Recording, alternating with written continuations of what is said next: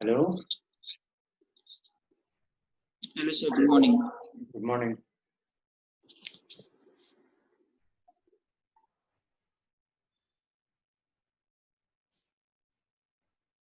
You can see the screen. Yeah, Okay. We did this problem last time. There was some slight hiccup. You remember this one? The first one we got.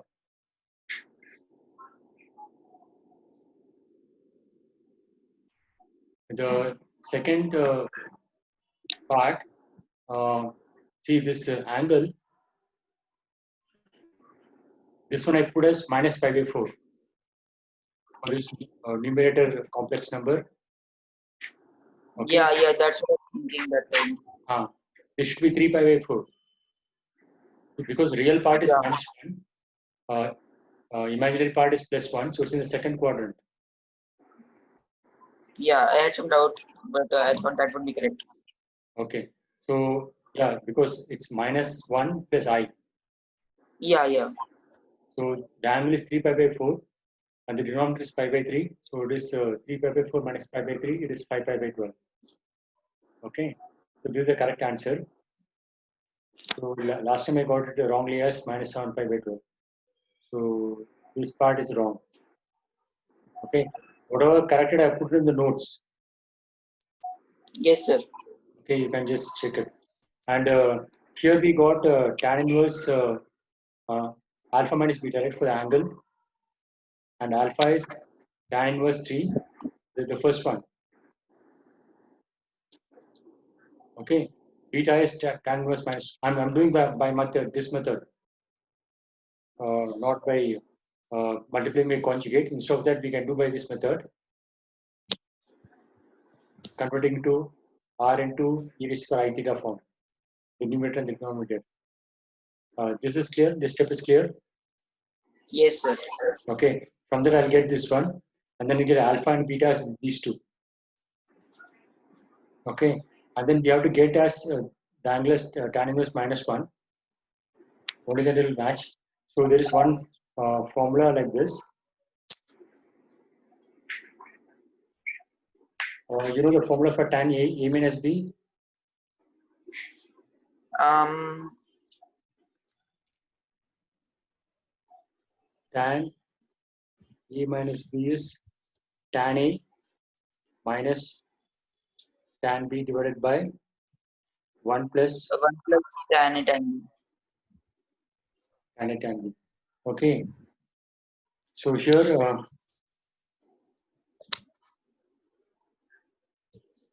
okay. So if I put A equal to tan A, that means tan inverse A is the angle A. Okay. So tan A is A and similarly B divided by 1 plus AB. And the left hand side is tan A minus B, right? Okay. So now the angle A minus B is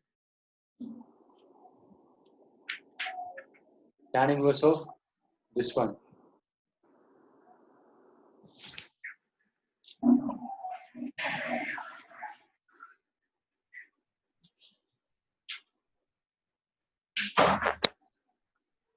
And E is what?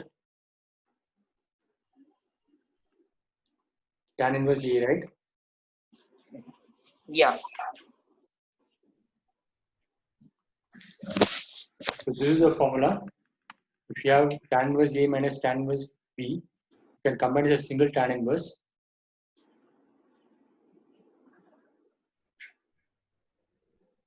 Tan inverse of A minus B divided by 1 by. Okay. So now we'll use that. Here you have tan inverse 3. Alpha minus beta is tan inverse 3 minus tan inverse minus 2.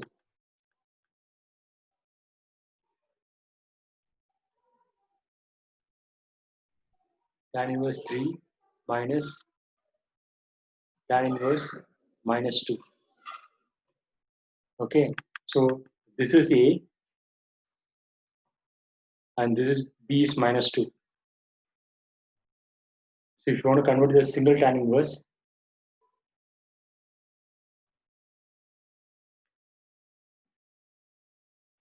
this will be tan inverse a minus b, that is 3 minus minus 2 divided by 1 plus a into b.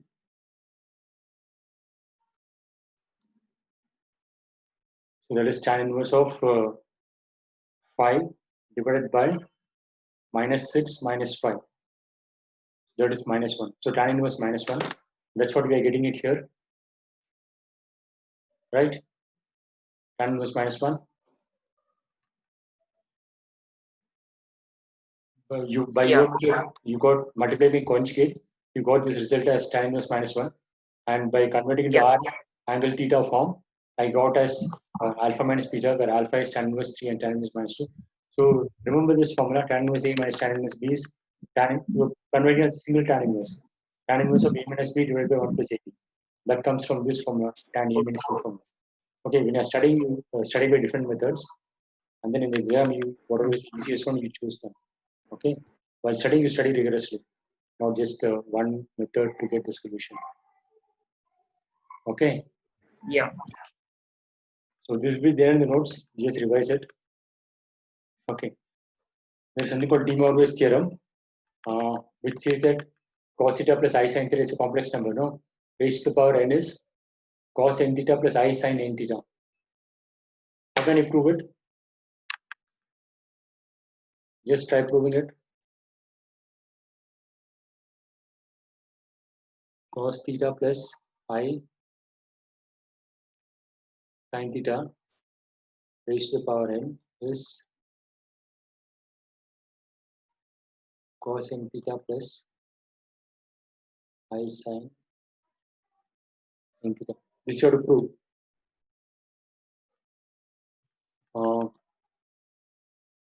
Any idea how to do it? No, sir. You can prove by induction. Okay, let this resistor be P of n. I'll assume P of k is true. Okay, so C theta cos theta plus I sin theta raised to the power k is cos k theta plus I sin k theta. I'll assume this is true. Okay, now I have to show this raised to the power k plus 1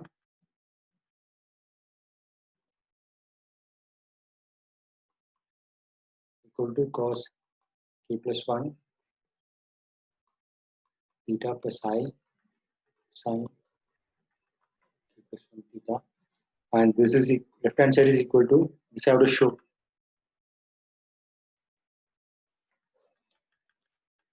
Left hand side is, if you use a Kate statement, this will be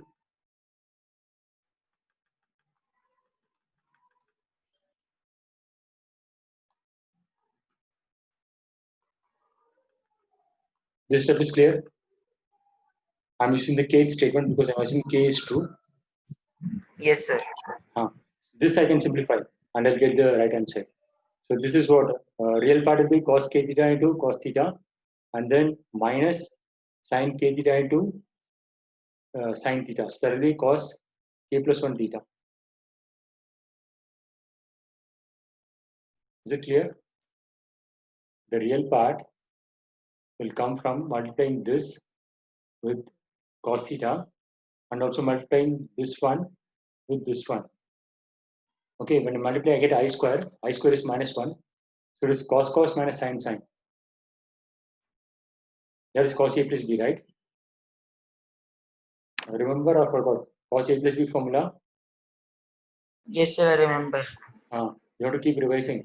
Cos A plus B formula is cos minus sin. Yeah. That's what you're getting here, right? Cos I square is minus 1. So cos minus Yes, sin will become cos A plus B. A is k theta, B is k plus 1 theta. Will be k plus 1 theta. Right? Similarly, the imaginary part.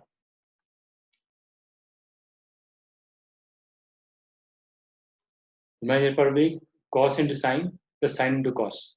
Or you can take the other way around, sin into cos plus cos into sin. It will become sin k plus 1 theta. So this is equal then. So this statement is true. Okay, and P of 2 is true. P of 1 is itself is true. P of 1 is true, right?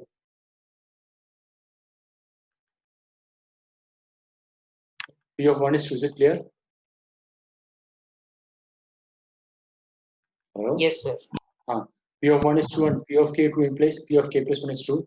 So by induction, this statement is true. Mathematical induction. Okay. Another way to look at it is cos theta plus I sin theta is e raised to the I theta, no? Yeah. Cos theta is e raised to the I theta, and then e raised to the I theta raised to the power n is e raised to the power I n theta. This is the algebra, right? So that way it's obviously true. So just remember this result. It's called De Moivre's theorem. Cos theta plus I sin theta raised to the power n. If you remember it to do it in exponential form, it's obvious. You don't have to remember anything. Okay. Yeah. Right. Okay. We can represent complex numbers as x plus iy, real part and imaginary part, and we also represent complex number by a point in the xy plane, right? A complex number will have real part and imaginary part, right? In general. So this I can represent as a point in the xy plane. Is that clear? Hello? Yeah. Okay. So similarly, I can represent by a vector joining the origin and the point x comma y.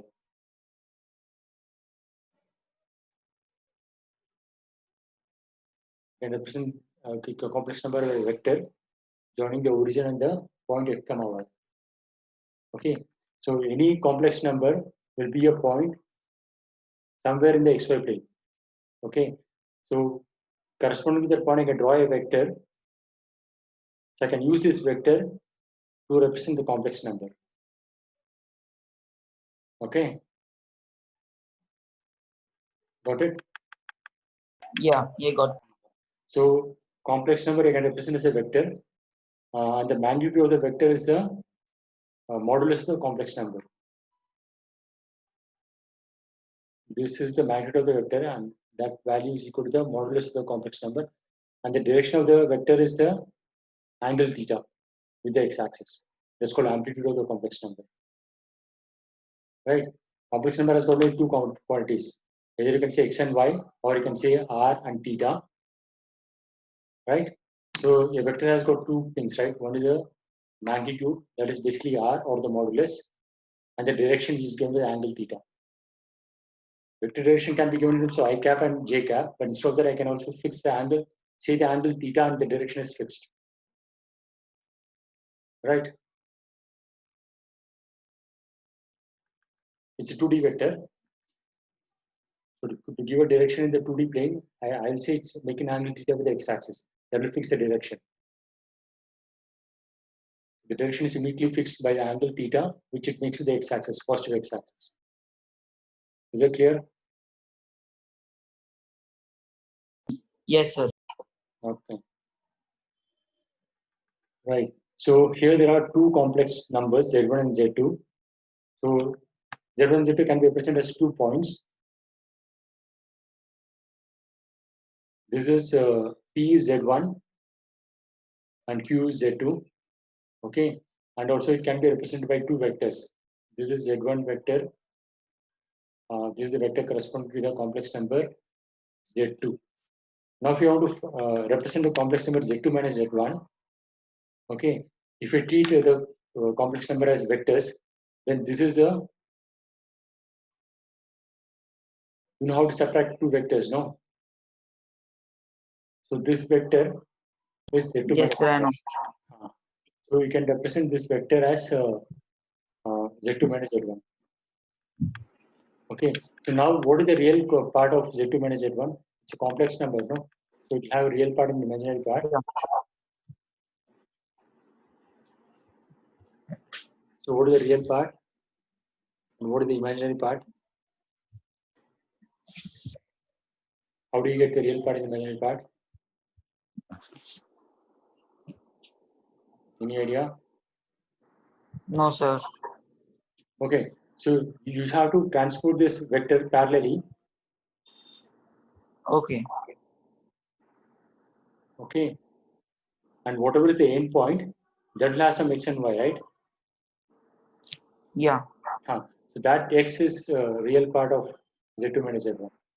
Because if you want to get the real part and imaginary part of the complex number, the tail of the vector should be at the origin, right? This is the vector corresponding to z2 minus z1. So the tail of the vector should be at the origin. Only then the head of the vector will be the real part and imaginary part of the complex number, right? Another way to look at it is you just draw a line parallel to the x-axis, take the component of this one along this axis. That will be the x value. Correct? No? Yes, sir. And similarly, the y component will be the imaginary part of the complex number. Okay. The advantage of vector representation of complex number is I can transport it parallelly. Because transporting a vector parallelly will not make a difference. Okay. So from the vector representation, if you want to give the real part and imaginary part, I have to take the x component, that will give the real part, and I have to take the y component, that will give the imaginary part. That is same as translating the vector parallelly, so that the tail of the vector catches the origin. The head of the vector will give you the real part and imaginary part. So this is an important concept. Understand this one. Okay. Yes, sir. Okay. Now we have three complex numbers z1, z2, z3. Okay. And there are three vertices of a triangle. Z1, Z2 means can be represented as a point in xy plane. So we can form a triangle with ABC. Okay. Then we have to show this one.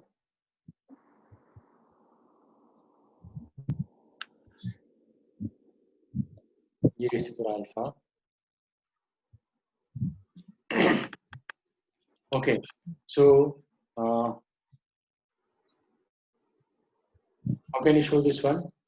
Z3 minus Z1 divided by Z2 minus Z1 equal to something on the right side.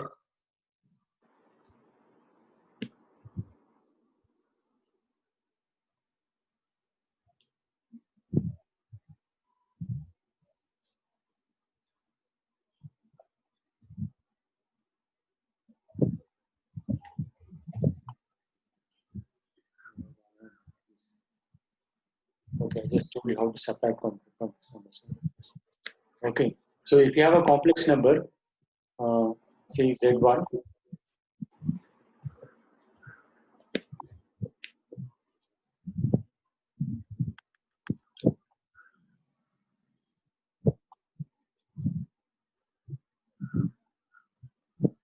another complex number is Z2. What is Z1 into Z2?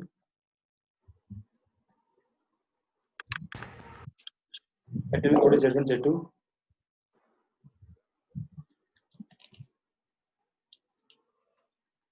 It's obvious, no? You just have to multiply them. It's R1, R2 into e raised to power I, theta 1 plus theta 2. Is this clear? Yes, sir. Yes. Okay. So if you have to if you represent this complex number in this xy plane, say Z1 is this one, this angle is theta 1, and this distance is R1, this is Z1, and say this is R2, and this angle is theta 2.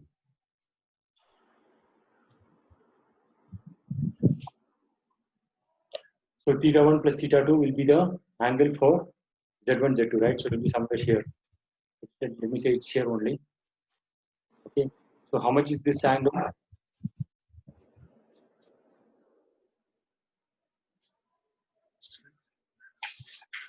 What is this angle? Sir, which one?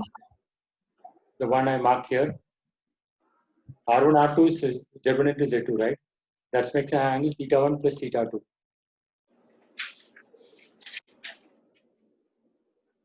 Right now, this is the angle. Angle between R1, R2 and x-axis. Length will be R1, R2, Yeah. and the angle will be theta 1 plus theta 2. Okay.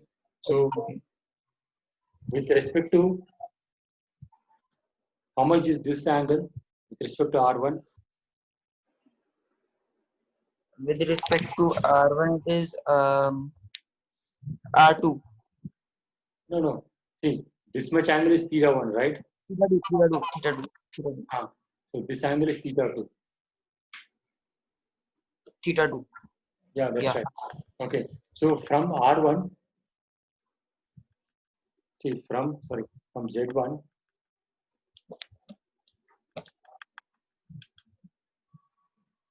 if you have to get Z1, Z2, I have to add angle theta 2 to Z1 and multiply R2 to R1. Okay. So if you're multiplying Z2 to Z1, I have to increase the angle by theta 2 and increase the length R2 times. Is that clear? See, first I have complex number Z1. From there, I want complex number Z2. I'm going from Z1 to Z1 into Z2. Okay. So to get Z1 into Z2 from Z1 is I have increased the angle by theta 2 and then increase the length by R2 times. Is that clear?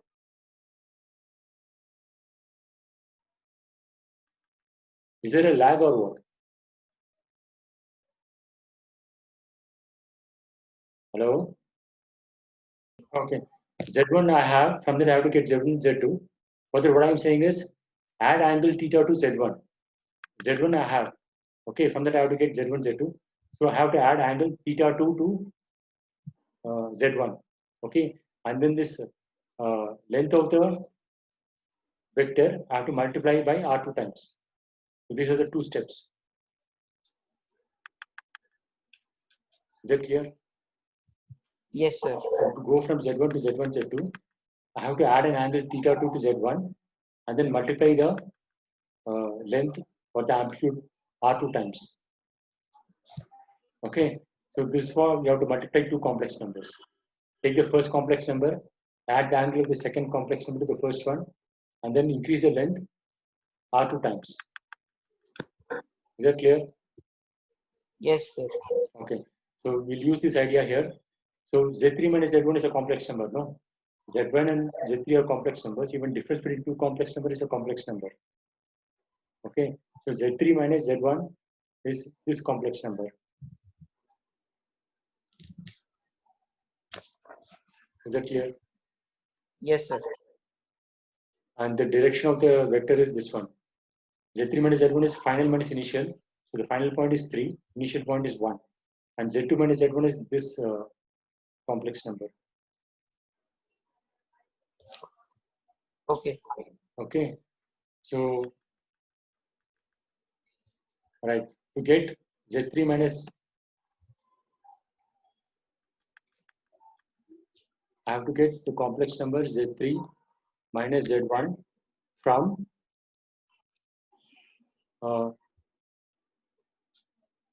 Z2 minus Z1. Okay, there are two complex numbers. I have to get Z3 minus Z1 from Z2 minus Z1. So first thing is I will multiply by the angle which is separating them, that is alpha, right? So I'll multiply the complex number e raised to the power I alpha. Is that clear?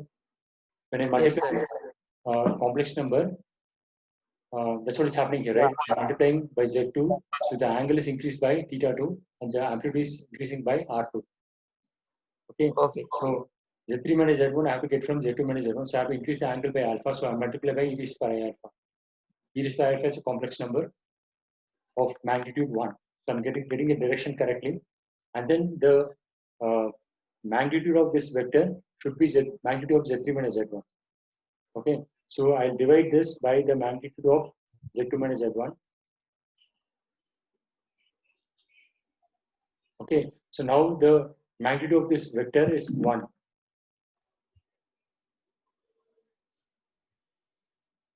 Okay, because its magnitude of numerator, which is mod Z2 minus Z1, the magnitude of e raised by alpha is 1. Denominator is just a number. Okay, so magnitude of this whole thing is 1. Is that clear? Yes, Mod of Z1 by Z2 is mod of Z1 divided by mod of Z2. So if you have to take the mod of this right hand side, it's mod of Z2 minus Z1, and then mod of e raised by I alpha is 1, and denominator is just a number. So this will be 1. And Z3 minus Z1, the length is mod of Z3 minus Z2. Right? So you have to multiply by mod of Z3 minus Z1. Okay. So now the mod of this 4 right hand side quantity will be mod of Z3 minus Z1. Is it clear? yeah, Okay. So first I'm getting the direction correct, and then I'm getting the length of the vector correct. So direction I'll get by getting the direction of this one and then multiply by the angle alpha. So this is what I've done here. This is the direction of Z2 minus Z1. Okay, and then multiply by this one, I'll get the direction of Z3 minus Z1 correct. And then I have to get the amplitude correct. So I multiply by amplitude of Z3 minus Z1. Okay, and this is what this statement here. Z3 minus Z2, if you take Z2 minus Z1 to the other side, okay, and then divided by mod of Z2 minus Z1 into E raised by alpha, and then you have to correct for the length of the vector or the magnitude of the modulus of the complex number. So is it clear? yes, sir. Okay. So to understand the basic thing about this is this one. I have a vector, I have a complex number Z1, from that I have to get Z1 into Z2. So I increase the angle of Z1 by theta 2, and then I rescale that length by multiplying by R2. Okay, Yes, sir. right. And the argument of this is trivial, right? Argument is the angle difference between these two vectors, that's alpha.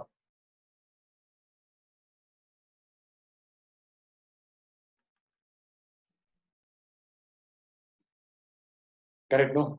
If you multiply two vectors, that's what we saw in this picture. No? If you multiply two vectors, the amplitude difference between those two is theta 2.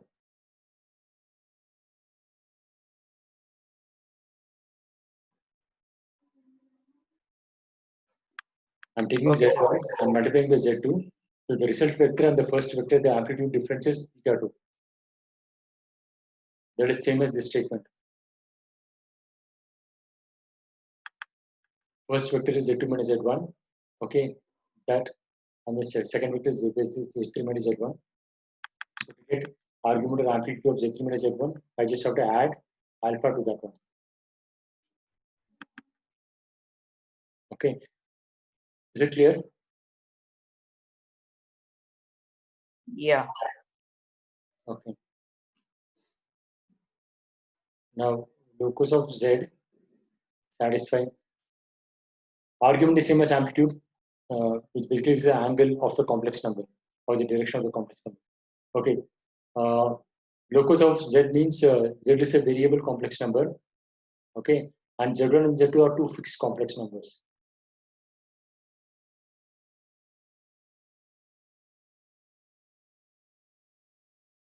You come across this word locus?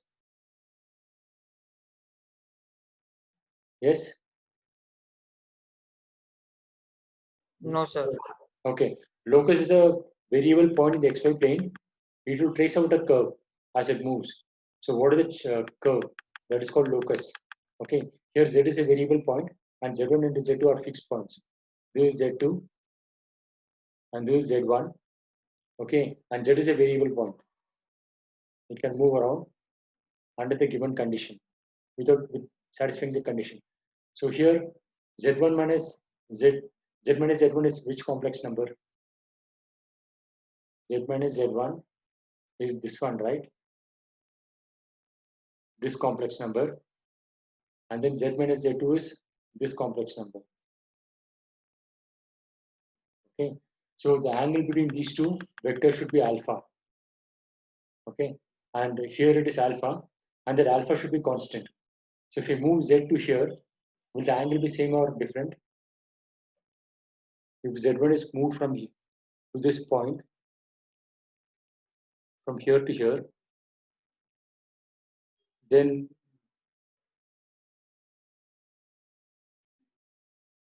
this will become the angle alpha. So are these two alphas same or different? Same. So the locus of Z, so the angle alpha is constant, is a arc of the circle.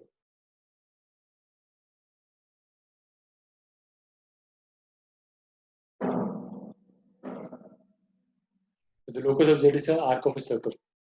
Okay, sir. Okay. So okay, here in this case, if the arc is a major arc, the alpha will be less than 90 degrees.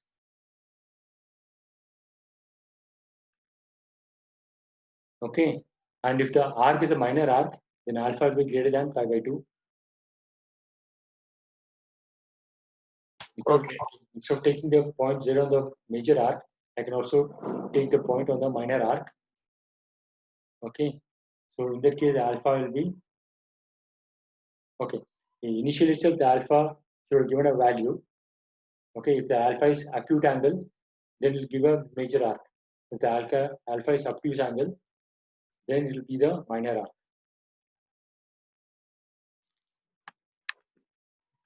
Okay, this is also property of a circle. The angle subtended by the chord in the major arc is acute, and the angle subtended by the chord in the minor arc is obtuse. Okay. Yeah. Okay. Now ABCD have 4 points representing the complex numbers Z1, Z2, Z3, and Z4. Okay.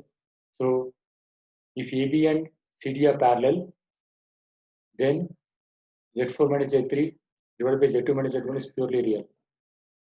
Try this one. Or try to understand this is true.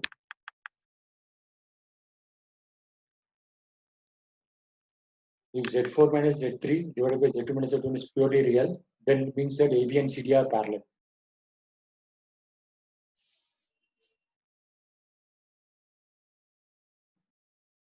Okay, sir.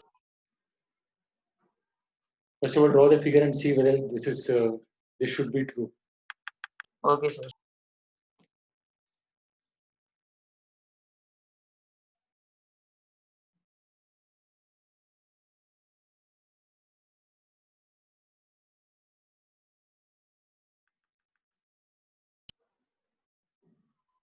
It is true. It is true. I see. Okay, suppose I take points at random like AB and CD like this. So here in this case, AB and CD are not parallel.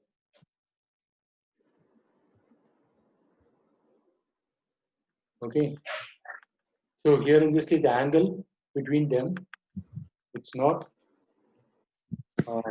it can be anything but not 0. The angle theta is not equal to 0 because I'm choosing such that they are not parallel.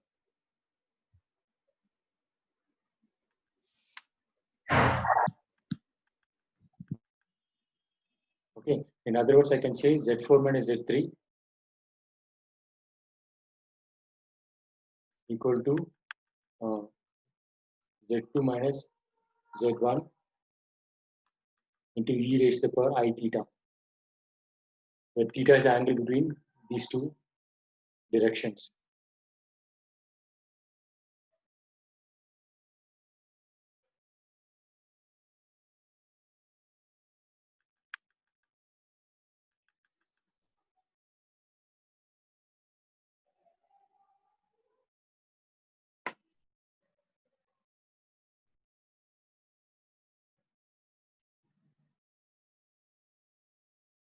Okay, So Z4 minus Z3 divided by Z2 minus Z1 should be purely real.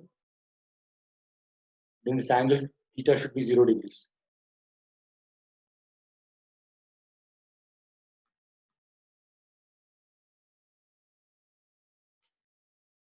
Right? Okay. Then theta 0 means means that they are parallel. So you're understanding the result, no? Hello? Yes, sir, yes. So this is the important step. Z4 minus Z3 is Z2 minus Z1 into e raised to angle minus I theta because the angle is in clockwise direction. So if we take this one, it's e raised to minus theta. If it is purely real, means theta has to be 0. That means they have to be parallel. Okay. And if you are purely imaginary, means theta should be pi by 2. For Z4 minus Z3 divided by Z2 minus Z1 to be purely imaginary, e raised to I theta is cos theta minus I sin theta, right? So cos theta has to be 0, but theta has to be pi by 2. For purely imaginary,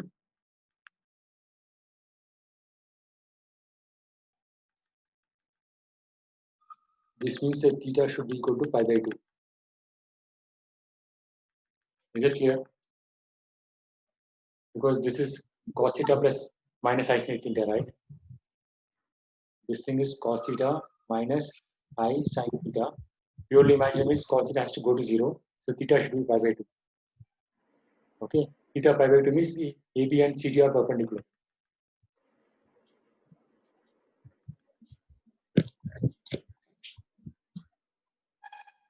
Got it? Yes, sir.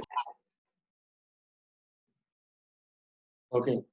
Complex numbers Z1, Z2, Z3 are vertices of a triangle ABC, and the triangle is isosceles right angled, and the right angle is at C. Now we show that Z1 minus Z2 square equal to 2 times Z1 minus Z3 into Z3 minus Z2. Try this one.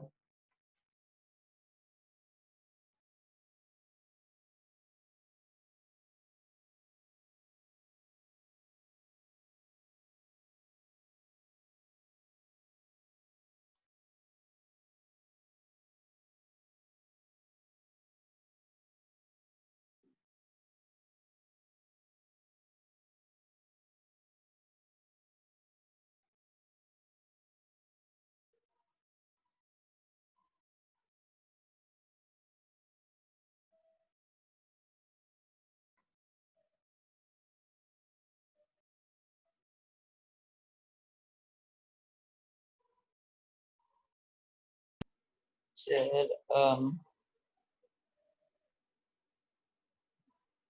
I have drawn 3 vectors Z1 minus Z3, Z3 minus Z2, and Z1 minus Z2, and I have drawn the arrow marks. Is that correct? Because final minus initial.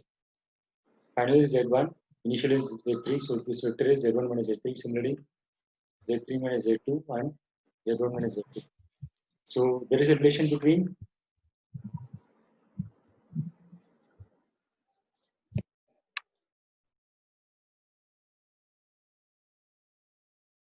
if we take Z3 minus Z2 and multiply by e raised to the power pi by 2, I'll get Z1 minus Z3.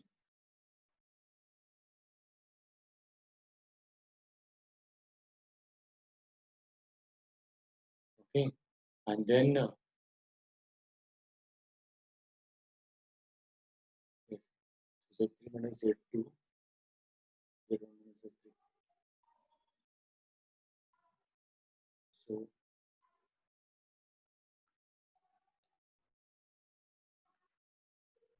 2 times Z1 minus Z3.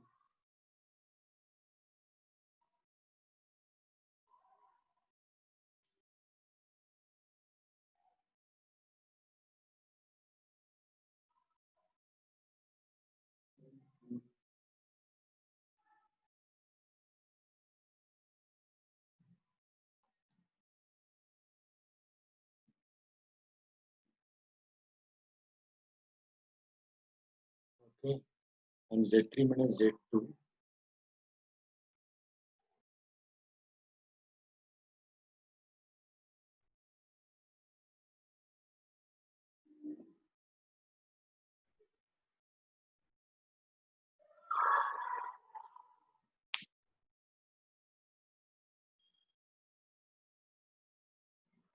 Let me take this angle as alpha. This will be 90 minus alpha.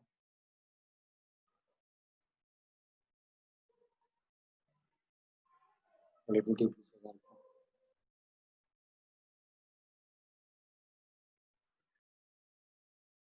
Okay, nothing is given as isosceles, no?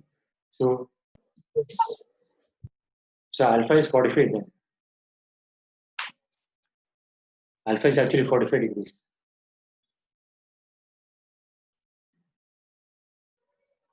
Okay, now if you square this one, Z1 minus Z2 square, LHS, then the LHS will become e raised to I pi by 2. So 3 minus Z2 square divided by mod square into mod square into e raised to power I pi by 2. This is true because these two mods will be equal. Z3 minus Z2 equal to Z1 minus. Is it clear? Yes, sir. These two lengths are equal because they are isosceles. 1, 2, 1, 3. 1, 2, 1, 3, 2. 1, 2 is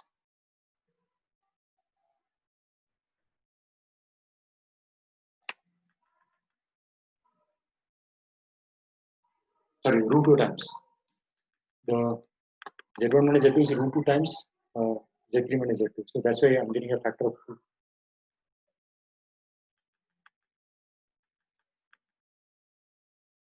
So this and this will cancel to give me 2. Because the hypotenuse is root 2 times that length, right? So this is L, this is L. This will be root 2 times L. So that's why I'll get a factor of 2.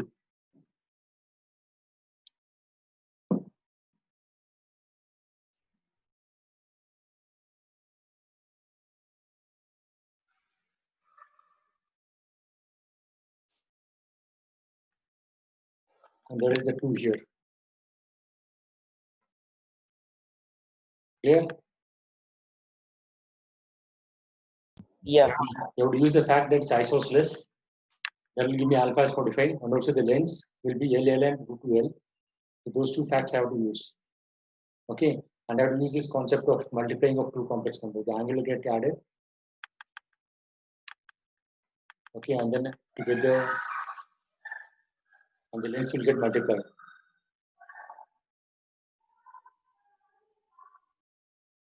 Clear? Move to the next Yeah. one. Right. Square. Now there are 4 complex numbers. This is very trivial. Just do it quickly. Square.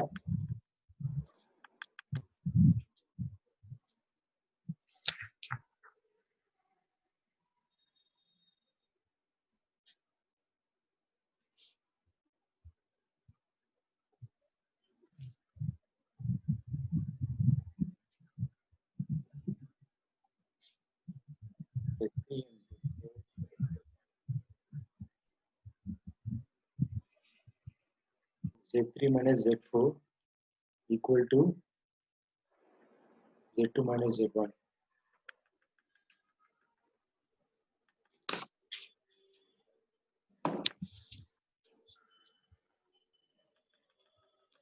The directions are same.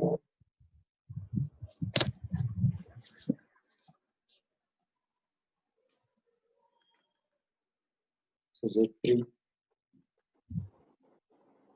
Okay. So you have to find Z3 minus Z2. Okay, 1 and 2 are known. You have to find 3 and 4 in terms of 1 and 2. Okay. So you can relate Yeah. Z3 minus Z2 equal to Z1 minus Z2 into e raised to the power I pi by 2. Right? This angle is pi by 2. So Z1 minus Z2 there is a vector. So multiply by e raised to pi by 2. So from this I'll get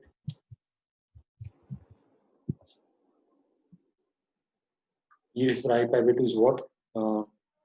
I, right? This is cos pi by 2 sine. This is equal to I. So it's IZ1 minus IZ2. So Z3 is IZ1 plus 1 minus IZ2.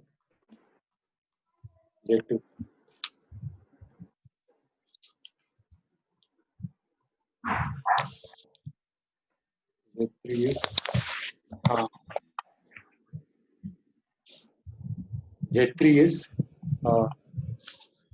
here there is Z3 is IZ1 minus IZ1. Z3 is then Z2 minus 1 minus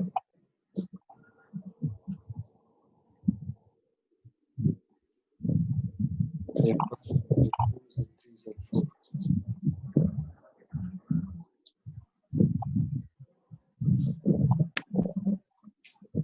I made a mistake. Z2 minus Z1, right? Yeah, yeah. Silly mistakes are happening. Okay, fine. So you got the idea, no? Z1 and Z2 are known, Yes, so sir. we have to find Z3 and this one. So yeah, the basic idea is this one. When you're multiplying two complex numbers, the angle will get added with this one. From Z1, I have to get Z1, Z2. So I have to add a theta 2 to Z1 and then multiply the amplitude by R2. This is the basic idea. Okay. Yes, sir. So what is fourth root of 1? You know what is the fourth root, third root? What is square root? So like cube root and Yeah.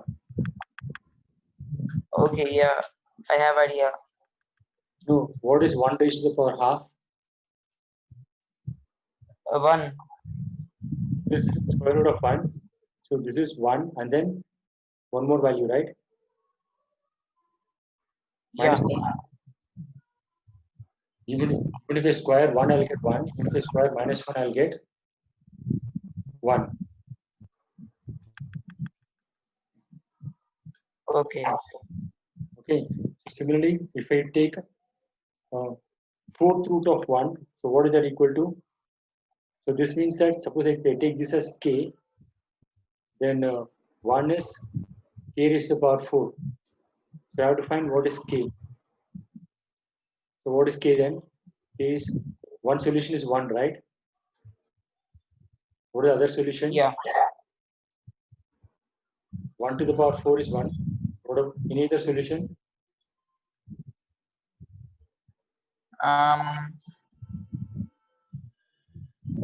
Sir, -1. Okay. Any other solution? No, sir. What about this one? Okay. I Yeah. for 4 is because right now we are restricted to real numbers. Now we are entering complex numbers, so you have to include complex values also. What about I square?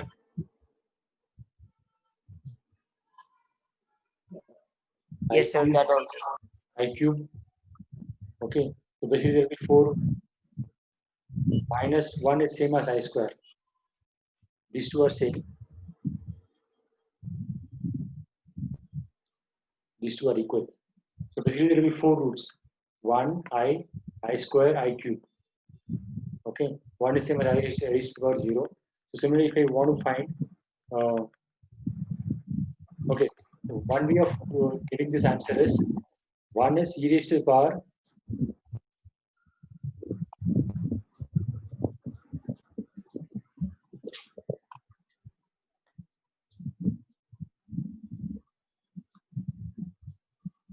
1 is e raised to the power I 2n pi. Because in the xy plane, this is a point 1. This point represents 1, right? Okay. In terms of r into I raised to the power theta, r is 1 and angle theta is 2n pi, where n is an integer. Is that clear? 1 is this point. So this point is a complex number, and the complex number is e raised to I to n pi, where n is an integer. Okay. Okay, so from this I get I raised to the power 1 by 4 as e raised to the power I n pi by 2. Okay, 2n pi divided by 4. Correct, no? Yes, sir. Okay, so now I can put values minus integers. So if you put n equal to 0, I'll get the angle as 0, n equal to 1, 2, 3. If you put n equal to 1, I'll get e raised to the power I pi by 2, that is I. If you put n equal to 2, it's I pi, that is I square. So if you put n equal to 3, I'll get e raised to the power I 3 pi by 2, that is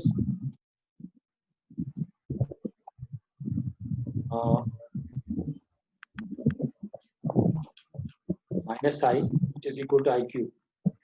And this is actually minus 1 if you put.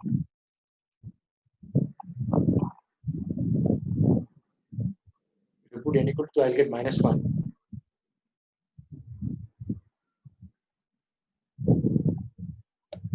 That is same as I square. Okay, and after that, if we put 4, it will be same as n equal to 0. Got it? Yes, sir. Okay, so the 4 roots of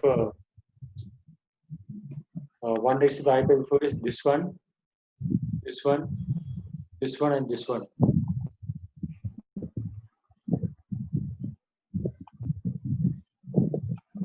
Okay.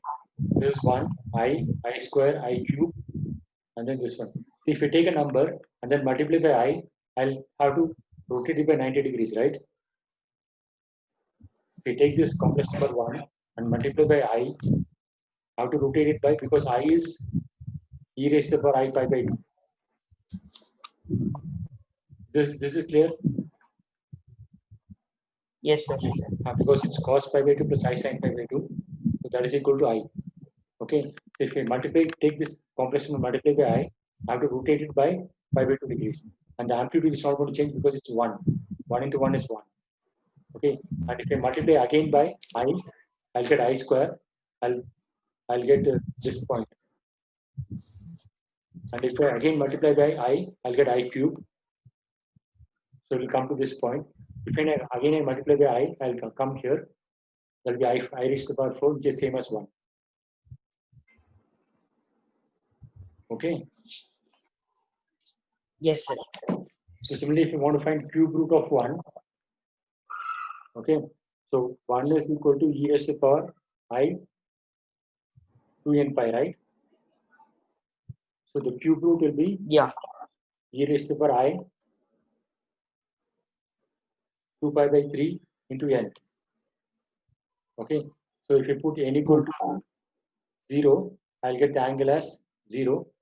N equal to 1, I'll get 2 pi by 3. N equal to 2, I get 4 pi by 3. Okay, so the three complex numbers are e raised to the power I0,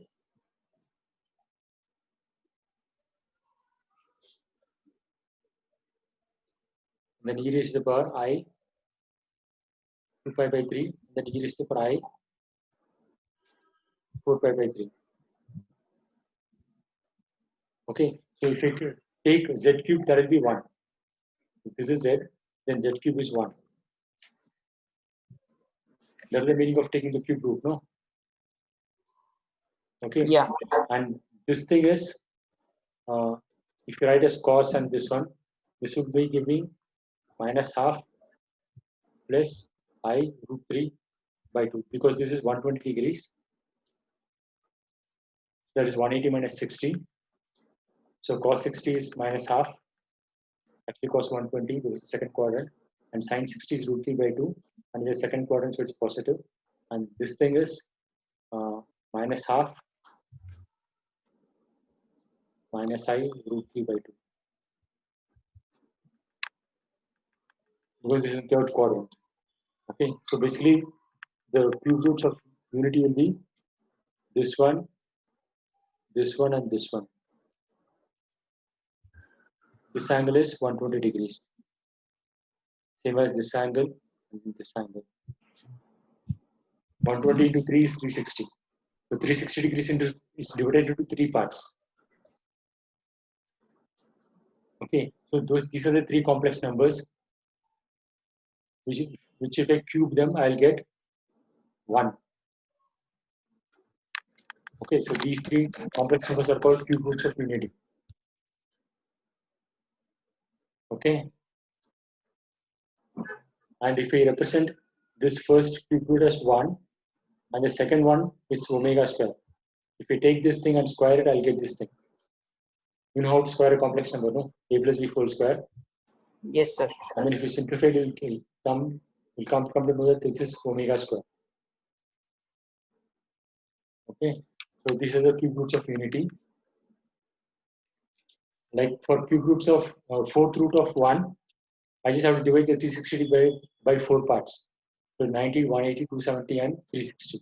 So these are the 4 roots of the 1. Fourth roots of 1.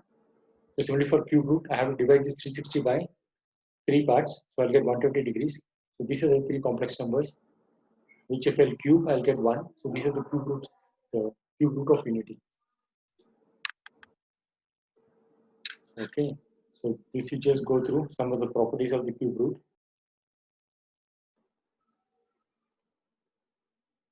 Okay, we'll continue next time. So this is cube root, right? So similarly, if you want to extend it, I want to find nth root. 1 raised to the power 1 by n. So what will this thing be equal to?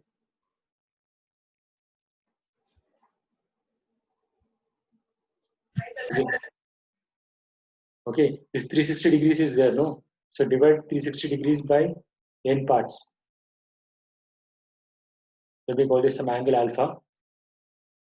Okay, so this angle alpha, this is 1 value, 2 alpha, another value, 3 alpha. Okay, so divide this 360 degrees into n parts. So all these complex numbers are nth root of unity.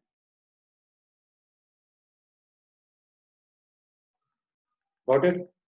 Okay. Yes, sir. Think about it. Okay, basically you have to write 1 as e raised to the power I 2 k pi. I'm using k because n I already used here. So this is 1. Okay, so 1 raised to the power 1 by n will be e raised to the power I 2 k pi by n. Okay, now I have to change the value of, put the value of n as 0, 1, 2, so on like that, up to now I have to put the value of k.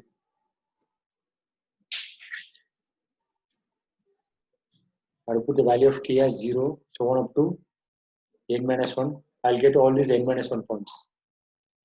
And this is the first point. So totally there will be n points, n complex numbers. If I take the nth power of them, will give me 1. Right. Okay. Okay, sir. Notes will be there. Revise it. What did he say? Nothing, sir. Okay. Okay. For revising, this is my channel in which there are playlists there. If you go to the playlist tab, you will have this thing. So for revising, you can use this one. The complex numbers and created playlist. Okay. All the class videos I've put here, and I've edited it. Okay. So 1 hour video will get 45 minutes or 35 minutes. So you can watch them at speed of 1.5 for revising. And then, yeah, and look at the notes. Okay. And how many exercise problems you have tried in this sheet, Allen sheet? Not right till now. Okay, tries, yeah. This is the first week, no? Next week we'll finish it. So try to do half the problems. Exercise 1, exercise 2, exercise 3, 4, and 5. No, 4 and 5 Okay, are sir. 1, 2, 3, 4. Okay, sir. Bye. Bye, sir. Okay, see you on Monday. See you, sir. Okay, fine.